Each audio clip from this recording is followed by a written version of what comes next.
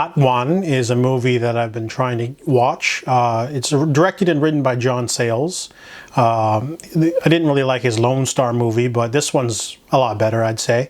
This one's about Joe Kenehan. He's a man who is from the Union, and he comes into Matewan, West Virginia, at a very tumultuous time where the miners at the coal mine are dissatisfied by being, they're basically working really bad terms and almost like slave labor, because the coal companies, they own all the properties around the mine, and they own all the people and all the equipment, and they make you pay, and they take stuff out of your monthly wages just to exist there, basically. So it's a really, but it's good work, and you need to go where the work is. So Joe's there to help them sort of form a union. However, people are afraid of being shot, so it's almost like a Western.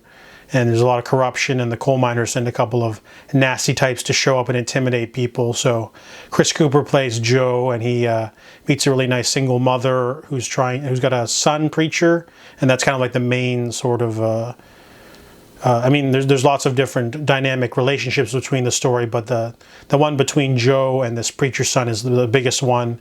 There's also James Earl Jones. He plays a black man who's they call him Small Clothes, or Few Clothes is his nickname, but he's there, and Joe has to basically try to unite the Italians and the blacks and the others all together to fight the coal company, who have some very nasty tactics and just show up and kill you in the middle of the night, or beat up people, or try to bully you in different ways. It's really messed up how primal and how violent the world was. But there's also a really early small role for Hatfield, David Strathairn, early role for him, so he's pretty good as the sheriff who's not incorruptible. And there's also a mayor, really good small characters here and there. It feels very lived in. It's a really long film, but it's really tense and a little bit violent. There's a really good shootout at the end of the movie, so it's a really solid film, very underrated. I give Matewan a 7 out of 10.